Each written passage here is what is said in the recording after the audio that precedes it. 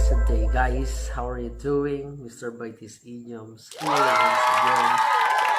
Medium a day makes your English better every day. For today, we'll be talking about idioms related to our faith. Yep, related to our faith. Okay?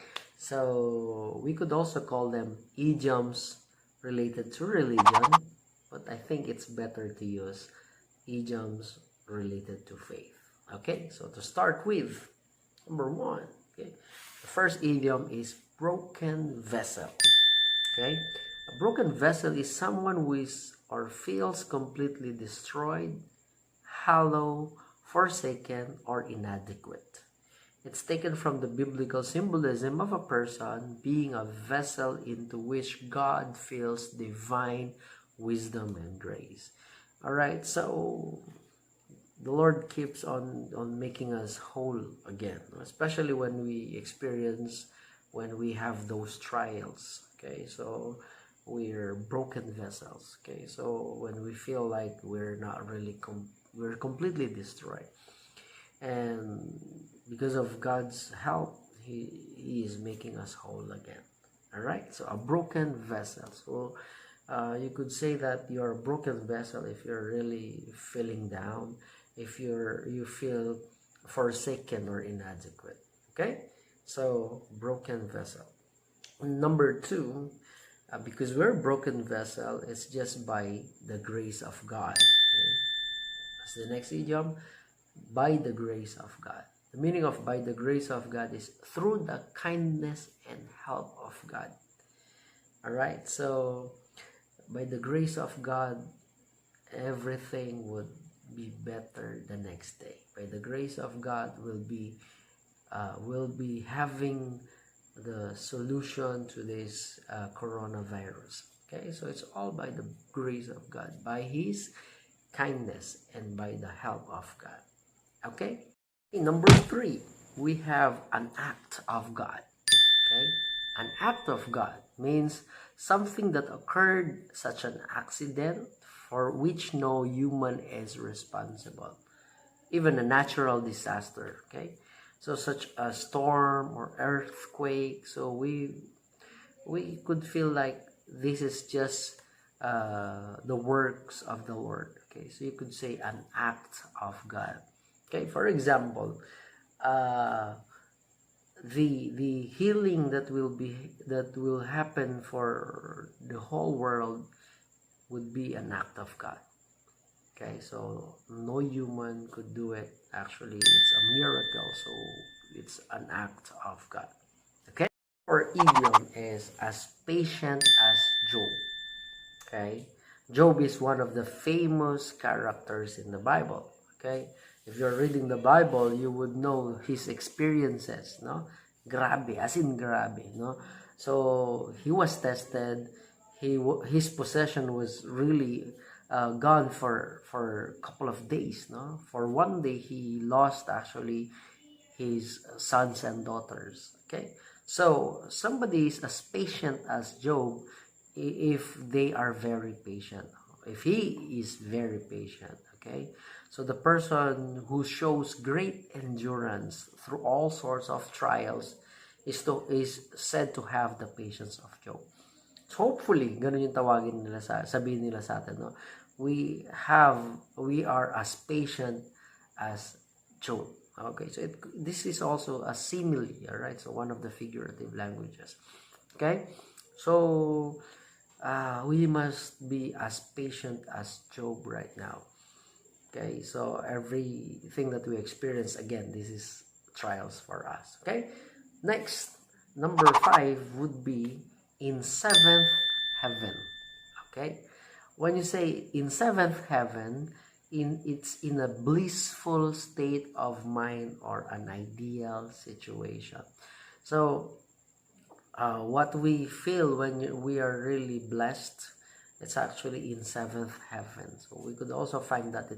Next, we have to carry one's cross or to bear one's cross. Okay, to carry one's cross, meaning is to carry on with life despite going through much difficulty. No? So araw-araw we have to carry our cross, no? It's like really fighting every day. It's really about surviving every day. So to bear or carry one's cross. Next is to be salt of the earth. Okay, so salt of the earth. So it was mentioned in the Bible in Matthew, if I'm not mistaken. Again, salt of the earth refers to people who are humble, clean living, and moral. Okay, so it is really mentioned that we have to be salt of the earth. No? So they work hard, we pray hard, and we help each other. Okay, so we should be salt of the earth. Okay, next, in one's Sunday best. Okay, when you say Sunday's best, that means somebody is wearing, okay, the dress that is supposed to be worn going to church. Okay, so Sunday's best. So sabi nga nila, we have to wear the best outfit in the church, no? So when somebody, for example, kahit wala siya sa church, you could say, oh, she's wearing her Sunday's best or his Sunday's best. That means he's really well dressed. Okay, in one's Sunday's best. Okay, next we have what you call a cold day in hell. Okay, a cold day in hell. This idiom means really something will never happen. Something is impossible to happen, no? Because it will never be cold in hell, even one day, diba? So a cold day in hell means something would not really happen at all. So it's really impossible. Okay. Next, we have what you call God forbid. That means you hope that something does not happen. Okay, so for example, God forbid that this virus continues to spread. Okay, you don't want this thing to happen. Okay, so you use God forbid, and the next statement would be the thing that you don't want to happen, or you hope that this thing won't happen. All right, so God forbid, then what is your sentence there? Okay, so something that you don't want to happen. Okay, so next and the last idiom for today will be come hell or high water. Come hell or high water. Okay, so even hell or high water could not stop you. That means when you are determined to something despite of difficulties. Okay, so come hell or high water, we still need to fight this virus. Okay, come hell or high water, we have to really do our best. Okay, come hell or high water, I need to finish my work, I need to finish my report, I need to do something. Okay, so that means nothing could stop you. All right, so to recap, those are the idioms for today. So to recap, we have broken vessel, come hell or high water, by the grace of God, God forbid, a cold day in hell, which is impossible to happen, in one's Sunday dress, that means you're all dressed up and you look good, salt of the earth, we're a really positive influencer, we bear or carry our cross every day. In seventh heaven, you feel really blessed. You are as patient as Job. That means you're very patient and an act of God. So guys, hopefully this would help us out when we have our everyday lives. You use them every day and it's related to our faith. Thank you very much. Mr. Basilio here. Peace out.